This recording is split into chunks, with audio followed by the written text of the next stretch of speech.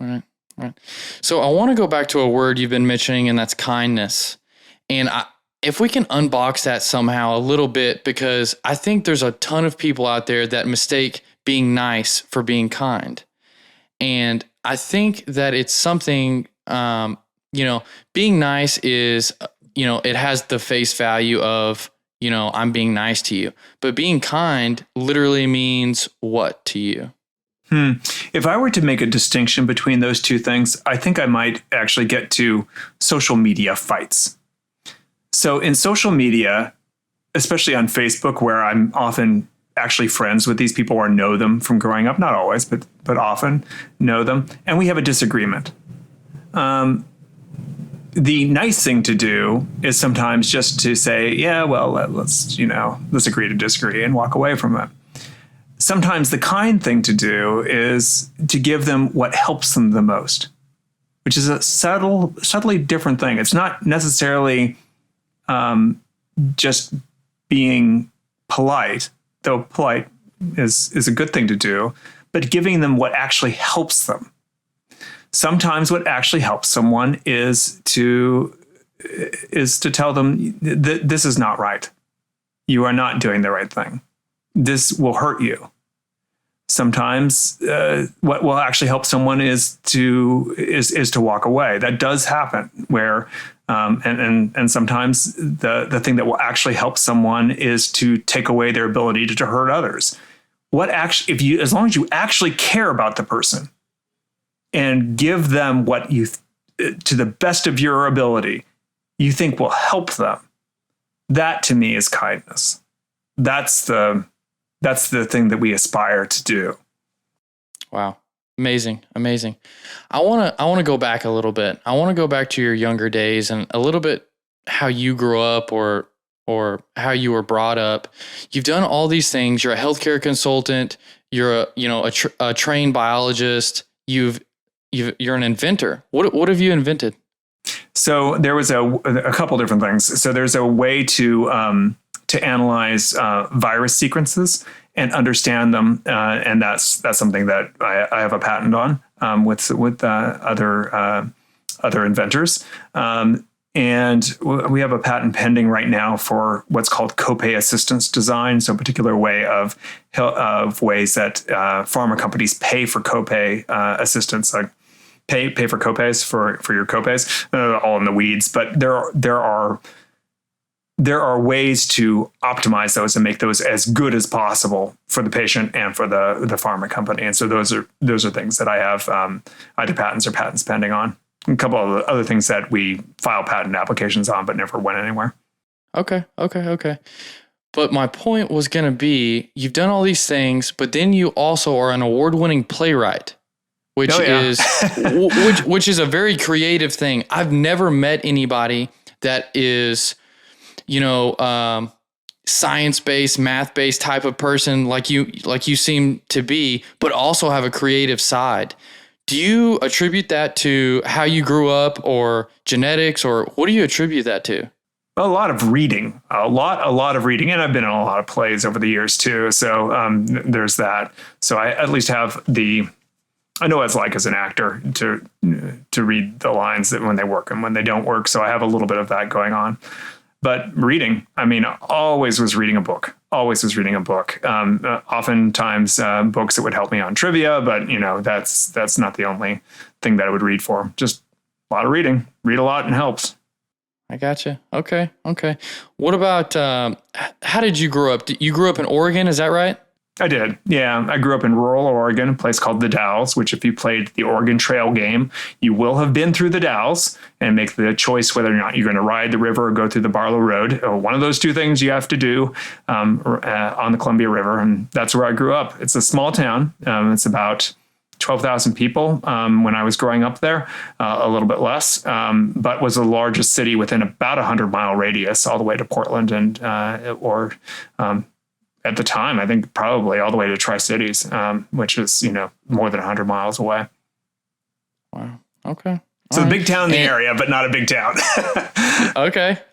And your parents, you grew up with both of them, and how did they influence you? Well, they were both teachers. I say in the book, my mom set my moral compass, and I think that's true. She would raise me reading The Hiding Place and other stories of people that were marginalized on the fringes and were helped or helped, were the helpers, and that really, I think, helped me to be cognizant of when people needed help. And to look out for those points. My dad, extremely hard worker and someone who came from an even smaller town. If I'm remembering, there were 300 people in the town then and 300 people now in Mount Vernon, Oregon. And when people heard he was going to college, that someone was going to college, they laughed.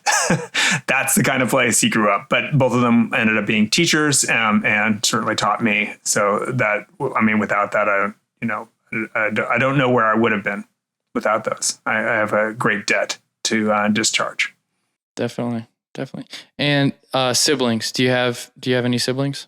I do. I have two sisters. Angie, who's the older, is of the two, but both of them younger than me.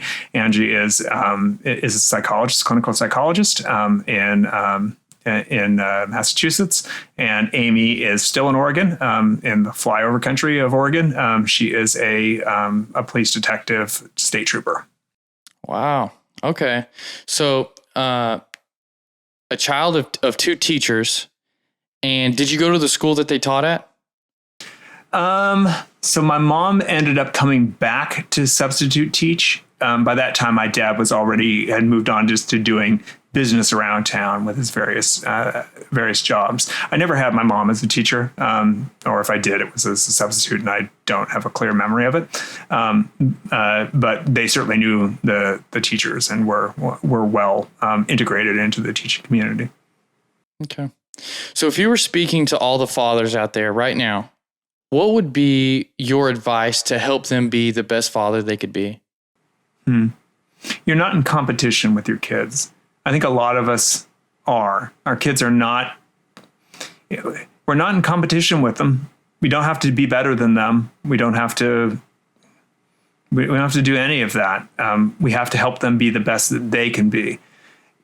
Does it reflect on us? Sure, it does. Their successes become our successes to some success. Their failures become our failures to some level. But you know the difference, and you will know the difference when you are in competition with them and trying to beat them or trying to have them be under you versus really wishing them the absolute best to be the absolute best people that they can be. That helps to view it that way. So I read a book a few months ago. It's called The Conscious Parent, and the author speaks on that a little bit. And she says one of the things that fathers do is they try to make a better version of themselves, and that's a bad strategy. Do you think that's a bad strategy, and do you think that's what's happening in America sometimes? I hadn't thought of it that way, and honestly, I do kind of want to make better versions of myself in some ways. So I'm maybe guilty of this to some extent. All the kids are different. I do have 7 kids, and they are different, but you see the aspects of you in them also. So I don't know that I fully ascribe to that being a terrible, horrible thing to do. Make them better versions of what they can be seems the right focus, but they aren't. I mean, they're extended. They share half my genes. Yes. So, I've had this conversation a couple times, and I was not in direct disagreement with that, idea, but it seemed like, well, genetically they are versions of us, at least a little bit, and especially if they're biological, and the lessons that I've learned myself are a lot of times going to lend themselves to my children. It seems. I only have a 2.5-year-old, so I can't say that for sure yet, but it seems like not the worst strategy in my opinion, but I also think that it can't be the only strategy. Yeah, it does seem like if it were the only strategy, there would be a trap there that you wouldn't be open to them being different. You would try just to make them just exactly you, and that is doomed. Yeah, I agree with that. I definitely agree with that. Okay, so